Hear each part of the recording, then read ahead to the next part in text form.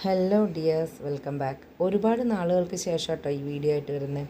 അപ്പോൾ ആദ്യത്തെ നോമ്പ് തുറയുടെ വീഡിയോ കേട്ടോ. അപ്പോൾ അതിനുവേണ്ടി പനീർ കട്ട്ലറ്റാണ് ചെയ്യുന്നത്.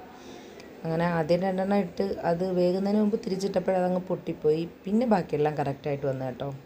പിന്നെ രാത്രിയിലത്തേക്ക് ദോശയും പിന്നെ മീൻ വന്നായിരുന്നു. അങ്ങനെ മീൻ വാങ്ങിച്ച് കറി വെച്ചിട്ടുണ്ട്. ദോശയ്ക്ക് മീൻ കറി, പിന്നെ സാറിന് അത് തന്നെ. പിന്നെ ഇന്നലത്തെ രസം ഉണ്ടായിരുന്നു. പിന്നെ മീൻ പൊരിക്കാൻ വെച്ചിട്ടുണ്ട് കേട്ടോ. പിന്നെ കഞ്ഞിയൊക്കെ വാങ്ങിച്ചുകൊണ്ട് വന്നായിരുന്നു എൻ്റെ മോൻ. നല്ല മസാല കഞ്ഞി കേട്ടോ, നല്ല മണമാണേ ഇതിന്, ഒരു മസാലയുടെയൊക്കെ ഒരു മണം.